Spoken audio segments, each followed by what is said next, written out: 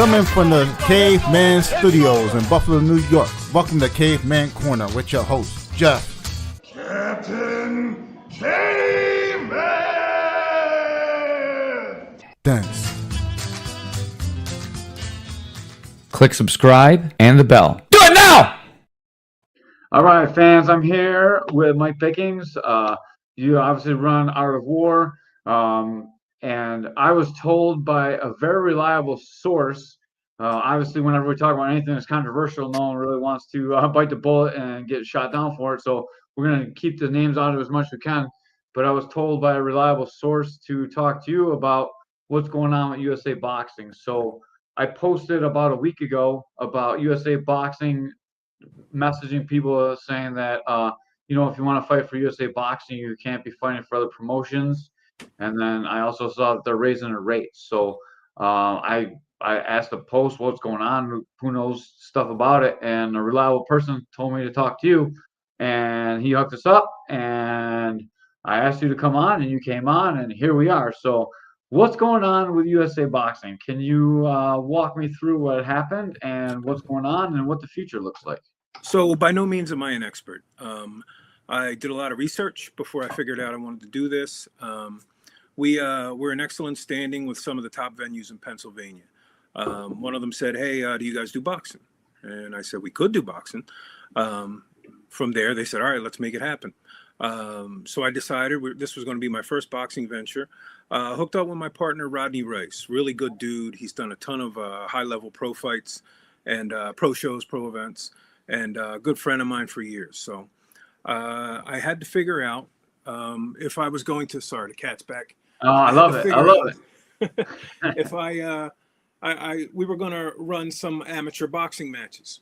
So part of the reason for this is I got a lot of MMA guys. They want to try new things. I already got kickboxing in a cage legalized in Pennsylvania. So they're doing that now. They want to try kickboxing. A couple guys wanted to try some amateur boxing. They want to test their hands. So I thought it was a fantastic idea. One of those guys was Joey Milano. He's one of the top MMA fighters, in my opinion, in the country on the amateur level. His wrestling is damn near unstoppable. He's a nightmare match. And he said, let me throw some gloves on. Let me jump in there. All right, cool. It comes from a great camp, the Algios, Bill Algio. So I needed a sanctioning body for the amateur portion. I asked around a little bit. I have a very close friend who said I had to cancel exactly 5 shows in 2025 because of my dealings with USA Boxing. So I asked him what happened. He said at one point they were 3 hours late for weigh-ins. They called and said, don't let anybody on that scale. We're on our way. Then they ended up no-showing. From what I gather from that, and again, this is what I was told, just totally unprofessional. And as a promoter, here's the problem. I don't want to sound like a cocky bastard, but we do very big gates. So this guy had to give back a couple hundred tickets, which was very disappointing. On my end, I'm giving back, it cost me probably 40 to 50K every time I do a show. Boxing, MMA, anything like that. So if that happens to me, I'm going to be out 40 to 50 grand after I pay all my bills. It was disappointing to hear. So I started doing some more research, asked a few other people, and I heard different things. They don't return emails. I heard once they do show up, not very professional. These are all things that I learned through research that was told to me. I don't know what's true, what's not true, but I know I didn't like the sound of it. So reached out to our Pennsylvania State Athletic Commissioner, who's fantastic, Ed Kunkel. I said, Ed, is that my only way of getting something sanctioned in PA? And he said, no, there's other ways. He said, you'd have to do some research and see who's available, who could accommodate the event. Reached out to ISKA, and from the beginning, they were fabulous. I really don't have a bad thing to say about those guys. The contact was fantastic, and that's a very big thing when you're promoting an event. You love to hear back from somebody, even the fighters. If I have a fighter that took a fight who's flying in from Florida, if I haven't heard from him in 2-3 weeks, I get a little nervous. I like to reach out. How's everything going? How's training? Blah, blah, blah. Did the same thing with ISKA. They got back to me right away. The day of the show, all the way up until the day of the show. They reached out for weigh-ins. We're on our way, that type of stuff. I got everybody there. They show up. They're prompt. They do our weigh-ins. All of a sudden, everything works out fine, almost too good to be true. Then we get to the show. These guys are there ringside. They got their own timekeepers, judges, referee, and they do everything super professional. So I'm thinking this is fantastic. No issues at all with these guys. And I already know the PA commission is money in the bank. Those guys are fantastic to deal with. So I just had a great show. We packed the place, great gate, and no issues at all. The day after, someone sent me a screenshot and say, hey, all the gyms are getting these letters. They're saying if you fight outside of USA Boxing, you're going to be disqualified from USA Boxing or suspended. For better lack of wording, that's a bunch of horse shit. It's the stupidest damn thing. You're going to tell me a guy such as a Joey Milano, who is in probably better shape than 99% of the country, walks around with a six-pack. This dude's ripped. He had a 6-minute boxing match, 3 2-minute rounds. You're going to tell me he's suspended? He athletically can't compete. He could have jumped in there that night and probably did a 4-man MMA tournament and won that as well. The guy's just a killer. My other guys, Brian Rivera, lost 150 pounds, I think. He used to be over 300. He fought at 155 or 65. These are guys that take pride in their appearance, being ready, being on time, being on weight. And they're all ready to go. Donnie Brummel and a guy named Carlos Acosta. These guys could have boxed probably another 5-6 rounds.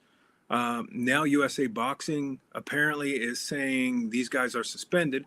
And you have to think it's because it's bully tactics. It's my opinion that because they didn't do things USA Boxing's way, these suspensions are suddenly coming out of the woodwork. And to me, personally, in my opinion, is I get the vibe that it's bully shit. We're going to take our ball and go home. You're not allowed to fight for USA Boxing. The whole thing is it's stuff that never works out here in PA. There's other promotions that have said if you fight for Art of War, you can't fight for us. Guys ignore it. They fight for us. They make money. And then suddenly the other promoter who needs to fill a spot is suddenly Mr. Forgiving. And okay, we'll let you back on our show. But it's bully tactics. It's extreme. And to tell a athlete who walks around and he's ripped everywhere that he can't compete and they're suspended indefinitely from USA Boxing is totally ridiculous. And it's just bully bullshit. So I'm from New York, so I don't. The commissions are pretty messed up here too because we have independent agencies that actually run the amateurs, and then we have the athletic commission that runs the professionals. So it's so different in New York, and we don't have too many pro MMA shows. But I can't imagine like if you get suspended in one of the like if you're fighting for ISK and you get suspended, you can't go fight for Gamma. If you get suspended in Gamma, you can't go fight for ISKA because you're medically suspended. It has nothing to do with the promotion fight, and you can fight in each one of them, but there's only the medical suspensions. Like, I don't understand. I guess I don't understand how USA Boxing could do that for something that, like, to me, it sounds like you had ISKA run that show. So, like, how can USA Boxing suspend them unless it's just from USA Boxing events? It's supposed to be just from USA Boxing events. I don't think any sanctioning body worth their name is going to uphold any suspension from USA Boxing unless it's medical. If a guy gets knocked out, sure, give him 30, give him 45, maybe even 90 if it's bad. But if a guy fought outside of your organization, it's all about money. That's what this boils down to. They're not getting the sanctioning fees. So doing my show, I think we paid, I don't want to say online, it's kind of like ISKA's business, but it wasn't cheap. But those fees could have went to USA Boxing. Now, if you take my show and you add in all the other shows, I mean, these guys are doing shows every week. It adds up. There's a nice little chunk of change. So I understand why USA Boxing would want to corner the market. They've been doing it for a very long time, but people are starting to get wise. As a result, more people are looking in other directions. And I just wanted to put it out there to my promoter friends that I took the advice you gave me. I went outside of the box. And ISKA is here. They did a great job, and they're available for boxing, some MMA events if it's not regulated by the state athletic commission, kickboxing, and they're willing to travel too. Right now, being in Pennsylvania, if I want to do a Florida show, these guys will follow me down there, and I can do an amateur Florida show. So I don't know too much about the official workings of ISKA, I work with Gamma and I work with ISK here, obviously, because we have FCP, we have K4, we have a bunch of promotions that use different ISK and Gamma and all these guys. So I know Joe Wall, who runs it around here, and like those guys are awesome. We do FCP, they get the weigh-ins done, and we have no problems. We go to Gamma, we have no Tom Kilkenny's there, we have no problems there. They don't run. Haven't had any shows with boxing in it as well. We have had a couple shows where someone from USA Boxing actually boxed on our show, and they didn't run into any problems. But it was kind of like he was a boxer that fought kickboxing. It wasn't like it's so weird that they want to impinge people from fighting other styles too, like USA Right. Boxing. It's all about money. At the end of the day, they want to corner that market. But in regards to the fighter, let's switch sides for a second. If I'm an MMA guy that wants to test my hands, which is similar to what Joey Milano did, I want to get in there. Number one, I don't want to fight a guy who's too seasoned. It's like getting Shaq to play soccer. It's going to be stupid. They're totally different sports. You got to train totally different to play either. So a Joey Milano, I'm trying to set him up with other MMA guys that want to do the same. That way we get a fair fight. It'll be a good fight. It'll be a banger. So we got Joey with a guy that I think he had one fight before, but he loves to fight. He wanted to test himself. So I don't want to put my MMA guys in there with guys that are too advanced. One of the reasons our card was high level. We had a 13-1 kick off our show, kicked off the pro portion on pay-per-view. He fought another guy, I forget his record, but both guys were seasoned, and boxing is all they do. The head movement was incredible. The speed was incredible. So, I mean, each guy's just getting out of every punch, and they're looking fantastic on defense, but the crowd was kind of like, about it, because it wasn't, when people pay to see a boxing show, especially if it's their first one, they want to see 1980s Mike Tyson. Instead, you get high-level boxers that are just good enough to get out of the way. So a couple more fights came out, but the amateur portion set the tone. None of the amateur fights had great head movement. It was just guys throwing bombs, almost similar to a tough man, guys starting out and trying to improve. So for someone who's an MMA guy that wants to box, you are 100% legally allowed to fight under ISKA in Pennsylvania and other states. I want people to know that. That's the most important thing I want to drill home. You're not breaking any laws. I mean, USA Boxing can write all the letters they want. You're not in violation of any codes. Your Pennsylvania or your state athletic commission is not going to suspend you or anything like that. You're allowed to legally fight for ISKA. Now, if you're a high-level amateur, let's say you're a 24-2 amateur fighter. Another promoter told me that USA Boxing is the sole folks that do the Golden Gloves and the Olympic trials. If you're on that level, if you're 24-2 and you're looking to make it to the Olympics, or you're looking to do a Golden Gloves, then you may have a problem with these guys doing things and trying to hold your career back because you're not giving them your sanctioning money. You may have to kiss ass, is what I'm trying to say. Yeah. If you don't want to do that, you just want to throw the gloves on, get in there and rumble and test yourself, and you don't plan on making it to the Olympics in boxing, which you have to be off the wall talented to do anyway, then ISKA and our Rumble Ready Boxing is for you. But if you're one of those dudes who's already way up that ladder, you're going to the Olympics, you're going to knock people out in Golden Gloves, you're going to debut, you're going to be fighting on HBO or Showtime in another year or two. If that's you, unfortunately, right now, there's a big roadblock called USA Boxing. And if you don't do things their way, they're not going to do business with you. And that's another thing I discovered about these folks. ISKA, USA Boxing, these sanctioning bodies, they can do business with whoever they choose. I could be the biggest dick in Pennsylvania and still ask our commissioner to sanction my fights. And if he says, no, I don't want to work with you, it's not his option. Even though I'm a creep, I could sue. We could take it to the highest level of courts. He has to sanction my events, whether he likes me or not. ISKA and USA Boxing, they're not logged in where they have to sanction your events. They can choose to do business with you or not do business with you. Otherwise, these letters that they send out, to me, they're incriminating. I mean, it's something that it's starting to find its way all over Facebook now.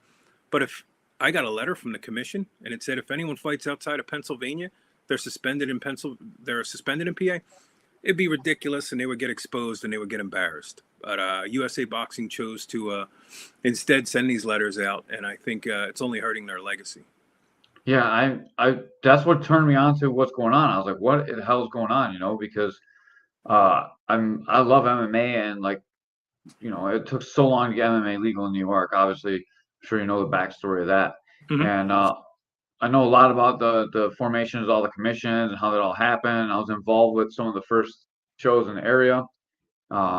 And this has always been something that people don't really talk much about. And to me, like, USA Boxing is doing exactly the same thing that happened to MMA. They're like pushing everyone else out, and now like some people aren't going to be able to box all Mm-hmm. over. Like, I don't mean this to be disrespectful to USA Boxing, but when you see someone come in from boxing, you have no idea. It's hard to find out how many fights they have. I know they have registries and stuff, but like when you go on Tapology, everyone that fought for the ASK, it's all registered there. Whatever state they fought in, it's all online. And those databases are so good from these commissions now. And like, I think that that's the way that MMA and kickboxing and all these shows are showing you guys how to keep track of the records. And I really believe that they're doing an awesome job. I can't believe USA Boxing is trying to like jump in on that. They can see who fought where. Like, it should be easier for them. Right. Rather than try to bully folks and get them to do what you want specifically so you can collect their sanctioning fees, which is what they're doing. There's other ways to fix that. One way is return emails. Show up on time. If I rent a water slide for my kid's birthday party and the dude doesn't show up, I'm going to call him. I'm going to say some nasty shit, blah, blah, blah. I'm going to get nasty. It's the same thing with a sanctioning body, only if this dude doesn't deliver his water slide into my backyard, maybe the kid's got to do something else. Whatever, I'll flag the ice cream truck and make up for it. With this, guys are giving back money. I know a promoter, he gave back a bunch of tickets. I don't want to say how many because they might be able to single them out if they're listening to this, but gave back tickets. And the worst thing you could do, Jeff, we don't just promote and market. We go overboard. I call it guerrilla marketing. Every fighter gets a poster, a pay-per-view poster, special ads. I do all the graphic design. I bust my ass to make these guys look larger than life. And we got a lot of folks from New York coming down to us now, and they're starting to figure that out. But if I put all that effort and time into something, plus my own money, and someone tells me you're all set, and then 2 weeks later, they don't even give me the courtesy of showing up to my event, like, come on, man. Like, you're basically, you're sticking me up at that point. You're taking everything in my pocket. Yeah, dude. And I don't like the way that sounds. And man, I've been in this game a long time, and you see like sometimes you get a commissioner that gets real power hungry, and you see like how things change when they get replaced. And it happens in state after state. And you get the old guys out, and you get the new guys in that understand what's going on, and it changes real quick. And I feel like USA Boxing is like still living in the 80s. I don't mean that disrespectfully to USA Boxing, because obviously they've kept the sport of boxing going on, but we see with the sport deteriorating. Like boxing was, when I was first coming up in like the 90s, boxing was something special. People love tough man. People loved all boxing. Now all everyone's talking about is UFC and kickboxing and stuff. Like, it really needs to keep up with the promotion, I believe, as well. I think we hit a speed bump. I don't know how old you are, but I came from the Mike Tyson, Roy Jones, Felix Trinidad, the Klitschko brothers. We came from some really great boxers, and you used to be just drawn to the TV. You couldn't miss it. Another thing that boxing kind of dropped the ball with, you used to get a novelty. Remember back in the day, if you're staying up for a Tyson pay-per-view, you're not going to get two dudes just throwing jabs for 12 rounds. You always get that now, maybe 2 or 3 of those fights on a boxing pay-per-view. Remember you used to get like a Butterbean murder? Yeah, dude. Butterbean was a man. Yeah, those novelties are missing from the game. And in 2025, going on 2026, it's very important to do things that are current with the time. So we had, for instance, we just had a 52-year-old police officer known all throughout the city. He fought a guy who was the head of an MMA gym. I can't believe I even got these two guys to fight each other. They're both a little older, but they tore the house down. I mean, you got chills. You got butterflies in your stomach when they were getting announced. Then they both came out. A little bit of boxing, but mostly head hunting. And these guys were electric. They were on fire. The crowd loved the fight. We called it, made it for a belt. We called it the OG Championship. That's awesome. Yeah, but those are the novelties that, in my opinion, you have to mix in with the high level fights. Our main event was 20-1, Dylan Price. He won with a nice body shot. But if I'm giving you 10 straight bouts of professional boxers with great head movement, I feel like I need to sprinkle that in, mix that card up with a couple novelties, guys with decent backstories. These two guys have a grudge or this or that or something along those lines. And I think that's what fills the buildings up and makes it for great shows. But you gotta deliver 2025 type entertainment with today's current cream of the crop in the boxing ring. I agree with that. And sometimes the story is like so much more important than even the fights. It's like if you're in MMA, guys like Nate Diaz can do it. If you're in boxing, guys like Jake Paul can do it.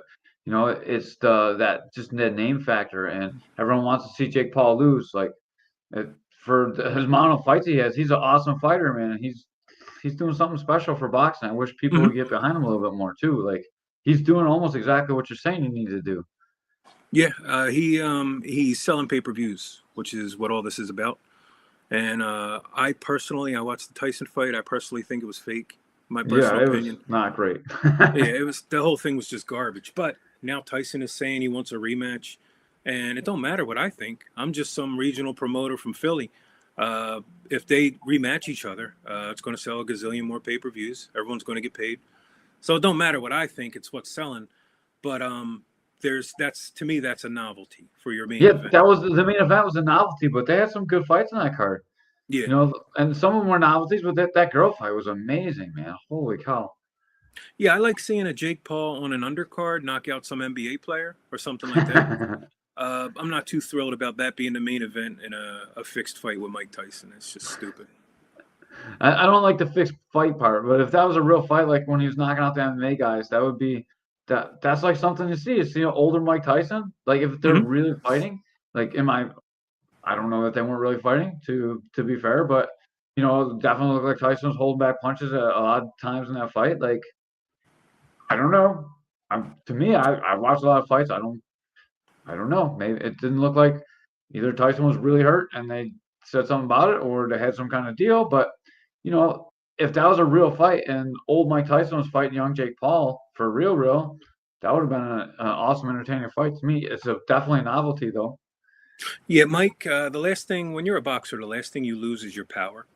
Your speed goes, your stamina goes, but your power's still there. For 12 rounds, was it 12 or 8? I thought it was 10, but I'm not sure. I don't know. I'm sorry. So if we shoot in the middle and we say it was a 10-rounder, you're telling me in 10 rounds, Mike couldn't hit Jake Paul one time with some of that power, especially in the first 5 rounds where his power is going to be maxed out. There's clips on the internet where you can see Tyson will throw. Tyson's known for his combinations. He'll set something up with a left, and then you just see him like pull the right. He could have threw that right. He could have ended the whole thing. But since then, I don't know how many fights Jake Paul's had, but since the Mike Tyson fight, if Mike would have knocked him out, that would have derailed the entire Jake Paul Express. Since then, I think he's had 2 or 3 more fights. He's made billions off of those, millions off of those.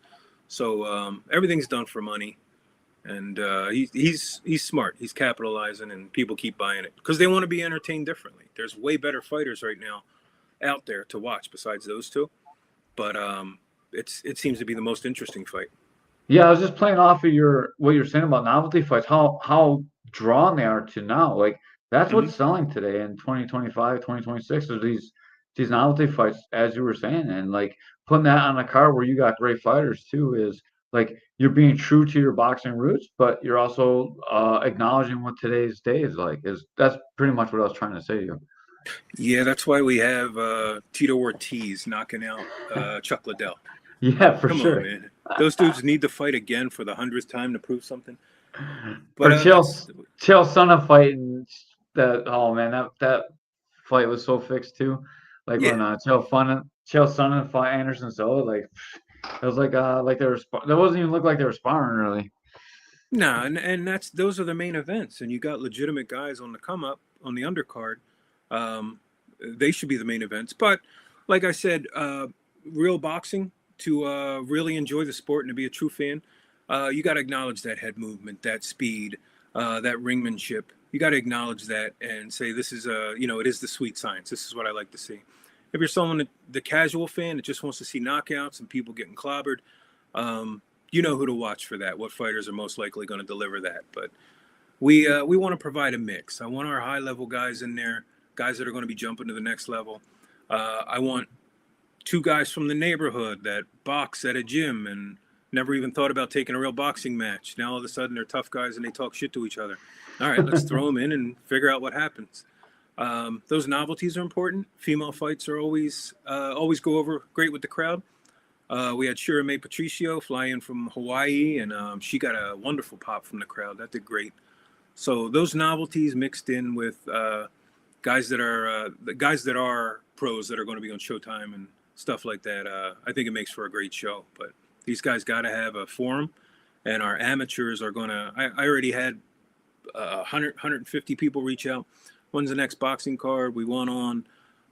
It doesn't sound like USA boxing is scaring anybody. Sounds like these guys just want to do what they've seen the other guys do on our inaugural show.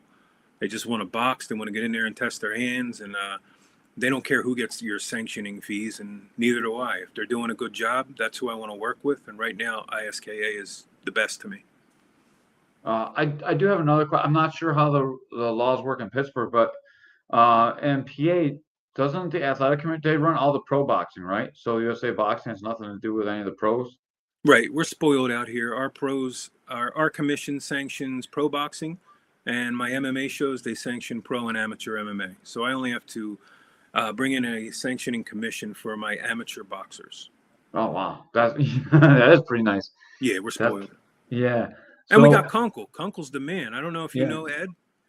I don't know him personally, but I've heard a lot about him. We used to fight in PA a lot when New York was not friendly to MMA when we were fighting our pros, and we always had to come into PA and all the neighboring states, and the neighboring states weren't always friendly to New York, and Pittsburgh wasn't for a long time, but I heard it is now. So now that we have pros, and it's a lot better now. I'm not going to say any names like we talked about earlier, but we had some problems with the commission coming from New York from before, but that all seems fixed now. So it seems like everything's going great.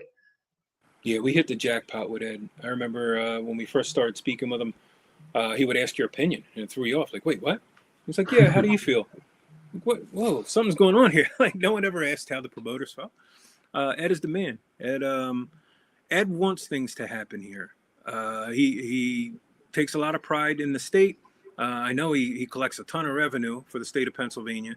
So I know they love him. The promoters love him. The fighters, I've never heard anyone have a bad thing to say about Ed. So right now is my favorite time to be a promoter. It's just an awesome time in Pennsylvania.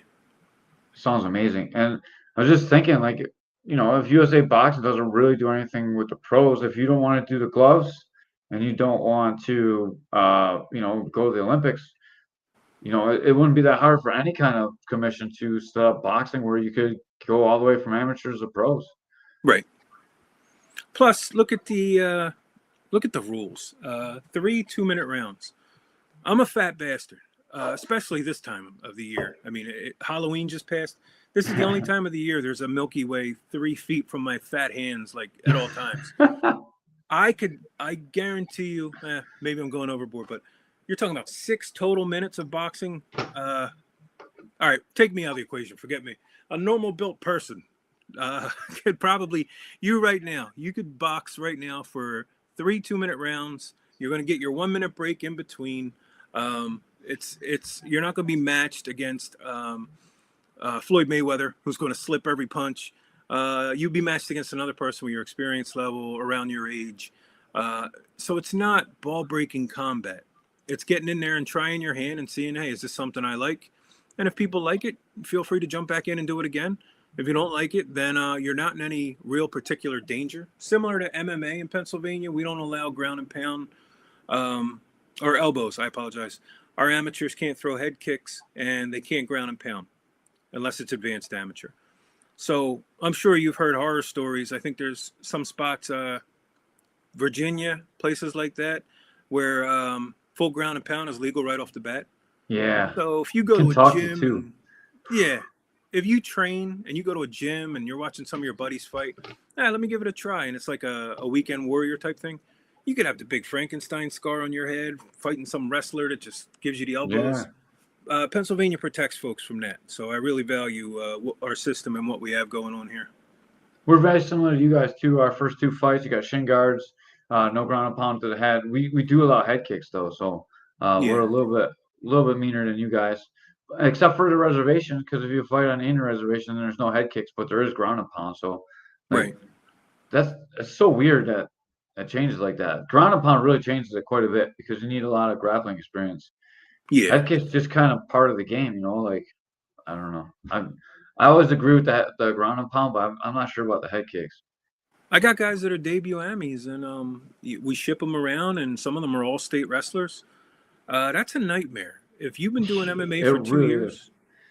these dudes have been cutting weight since they were like 10, 11 years old. They can take your back. If they take your back, and even if they just throw punches from taking your back, you're going to go to sleep. You could break a nose, broken orbital. It's just a nightmare. So we try to only match good wrestlers with other good wrestlers, but people don't understand. You remember back in the day when, before the UFC started, the baddest dude in the neighborhood was the black belt karate instructor who Yeah. threw the IROC. Well, no one knew that at the time, a decent high school wrestler would beat him senseless. No one knew that. And then the UFC started proving everything in a cage, your style against mine. And people figured out American wrestling was so vicious. So yeah, some of these commissions, they just let everything go right from the beginning, and not good. Yeah, I started wrestling in 1988, so like I definitely understand. I lived through that whole wave of UFC, and like wrestling was not the best sport. And I watched the first UFC. I was like, man, imagine if there was like a Division I guy in there just smashing great crazy even, you know, like Yeah. yeah, maybe he can move around on him, but what would happen when you get a real D1 guy in there? You know, then you got Severn in there and you see what happens. But You got the ears, Jeff? yeah, I got the ears. Yeah, see? So if I'm in a road rage incident and you jump out, the first thing I look for is the ears. If I see those ears, it's cool, man. It ain't that deep. But yeah, I mean, people have educated themselves over the years. I know Brazilian Jiu-Jitsu basically ran things for the first couple years in the UFC. Then people started figuring out American wrestling is pretty badass too. And guys Yeah, started you doing see, well. there's like almost not too many submissions from the guard anymore at all. Like the wrestling is so dominant. Hey, Jeff, quick question. Yes, I got to sir. plug in my laptop. Can you give me 20 seconds without me? Sure, take all your time in the world, man. This interview's I awesome. apologize. I'm just going to Oh plug in no, real don't quick. I'm worry. getting a warning.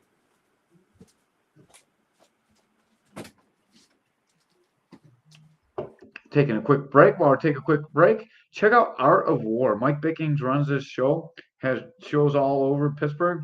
We'll get some information on where you can watch the shows, where you can get the pay-per-views.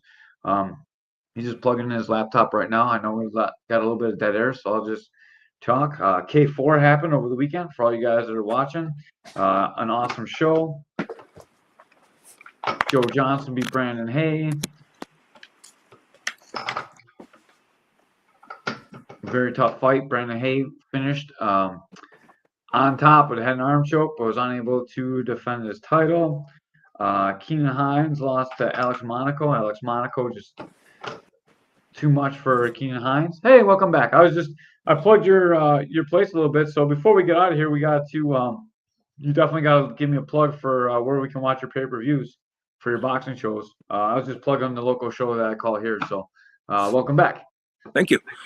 So we got Rumble Ready Boxing and we got Art of War Cage Fighting. The next Rumble Ready, we're working with the casino, figure out what the best date works for. I don't like to do stuff too close to each other because the cards always seem to end up watered down.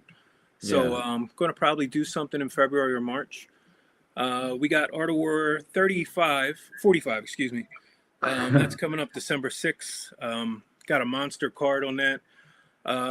We got one of the main guys is a guy named Manny Morales. Manny just broke our record with a 6-second head kick knockout. Manny's a killer. He comes out and he's got Sean Brady in his corner, Joe Bodybags Pfeiffer. Oh man. Yeah, all these UFC dudes, and he gets in there, and I think he's the next big thing out of Philly. And the rest of the card is stacked, but that's December 6th at Valley Forge Casino on pay-per-view on the Star Fun app. And if any of your boys from New York want to come down and fight, I think you'll love our experience.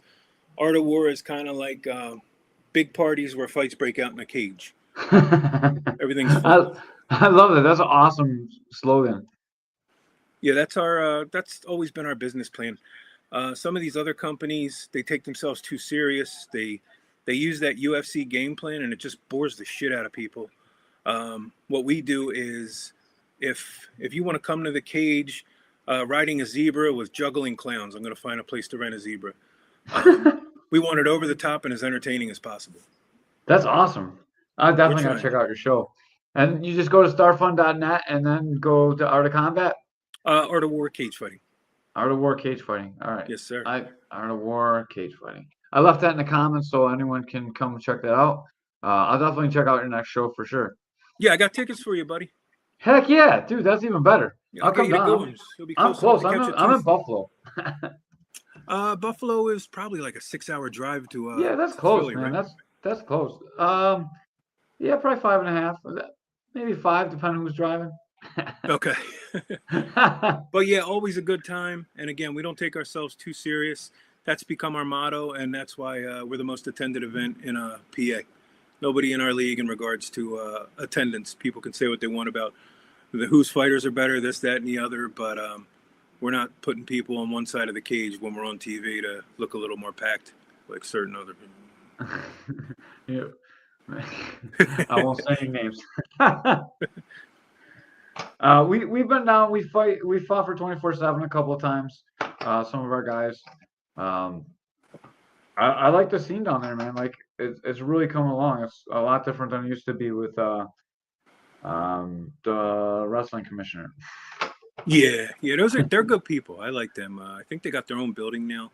Yeah. I believe it was an old movie theater, and they just renovated it, which is fantastic. You control your own. I don't know if they got an alcohol license, but if you got an alcohol license, you're crushing it, man. I mean, on top of everything, to be able to sell the booze.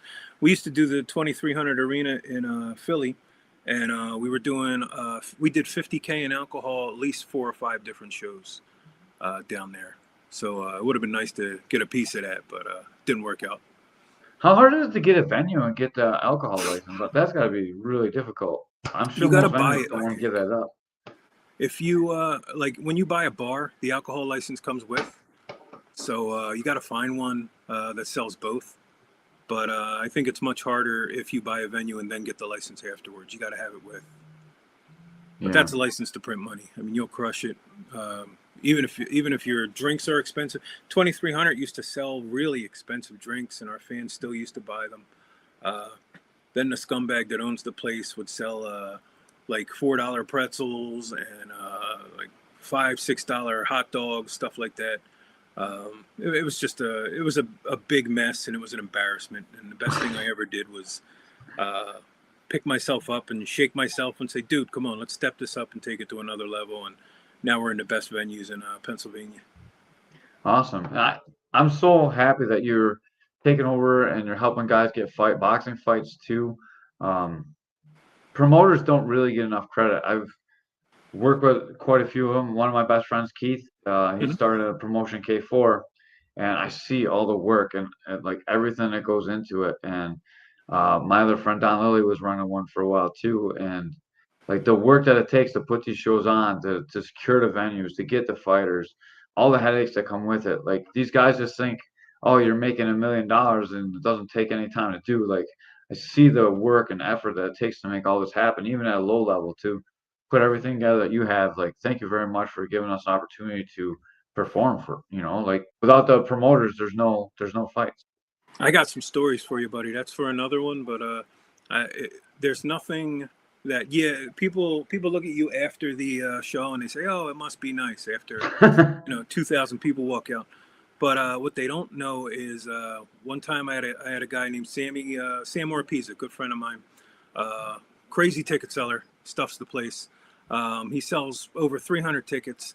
The fight was on a Saturday. His opponent is getting on a plane from Washington State, where Bigfoot is, whatever, that Washington. His manager calls me, and I said, "Hey, everything good?" He get on the plane. He says, "No, no, no," and he said, "I'm trying to find him now." 20 minutes later, I'm sitting there sweating everything out. He says he ate a bag of mushrooms and he never got on his plane. Like, oh my God! Like, I don't even know how to start that conversation calling Sammy. But thankfully I did, and he was cool about it, and he understood there was nothing I could do. Another time I had a guy that sold over 500 tickets by himself, which is the most in PA since Eddie Alvarez used to fight. Eddie Alvarez, I heard, used to sell like 900 tickets. His guy calls me 2 days before weigh-ins and just leaves me a casual message. "Hey, I can't make it. Sorry. Maybe some other time, but my drill instructor said I'm not allowed to fight." So I talked to my buddy. He's military. He says, no. He said, if you're not in the Army full-time or the Marines, you're allowed to earn a living. You're allowed to do this. He said it's not up to his drill instructor. So I called the guy back. Turns out he was in the Army Reserves, and he was notorious for holding up promoters. So I said, let's just get to the point. What do you want? He's like, "Well, that weight right now, I gotta make 175, and right now I'm 210. I said, "What's the most you can get down to?" He's like, "I don't know, 205." I said, "All right, here's what we're gonna do. Come in for weigh-ins. I'm gonna change the weight to 205 with your opponent on board, and I'm gonna throw you an extra $1,000."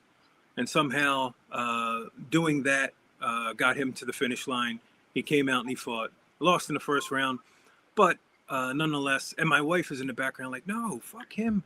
You can't let people hold you up like that. Word will get out." And I said, "All right, I could do that, or I could give back 35 grand to the guy that sold a boatload of tickets." And we went with option B, and made money. So money over pride sometimes. That's so tough to do that. And then you got to worry about, like in the old days, people be stealing tickets all the time. I'll sell 500 tickets and they don't bring any of them back. Yeah. Like those are the old days. It's not like that now, but it used to be like that. The game changed. Nowadays, when you take a fight, if I say right now, Caveman, I got a guy, he wants to fight you, whatever weight you're comfortable with. Years ago, guys would just say, "What's his name? Good enough for me. I'll do it." Yeah. We got grizzled dudes out here in Philly, the Steve McCabe's and the Will Martinez's and people like that would just fight you off of your name. Nowadays, they run your Carfax. They want to check your DNA and pregnancy tests, all sorts of weird shit before they'll accept. So I think the day of the gladiators is gone, but there's a couple guys around that still have that. It's so crazy. I started fighting when there was no gloves, like no gloves, no rules. Oh, really? And you just show up and they're like, "All right, you're fighting this guy. You don't even know who he is. Like, you just show up, and there was no blood test. There's no nothing. You just show up and fight. Like, that's Were they smokers or were they sanctioned technically? They were like tough man, so they were sort of sanctioned, but not really. Because it's New York, so there was no sanctioned body at the time. Yeah, because the athletic commission wasn't really into MMA yet. That's like it's right before they banned it. So you're someone who's comfortable with violence, and we have a couple people out here that are like that. But you're a different breed, man. I mean, yeah. I got guys now. They're like, he's got no fights. I don't know what he's gonna look like. I was like, he's got no fights. How good could he be? Like, like right. Yeah, there's dudes out here that are nuts and they'll just fight anybody. They're old school throwbacks, and it is smart if there is information and video to watch on your opponent. But back in the day, dudes like you were just, what's his name? And you just write his name down. Okay, John. Yeah, I could beat a John, whoever that is. That's all you want to buy. You don't even sometimes I don't even remember their guy's last name because you don't meet him until you get there. You're like, oh, all right.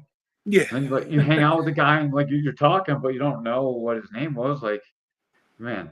We still get those dudes, and a lot of them come from Ohio. If there's ever a civil war, Ohio is probably going to win.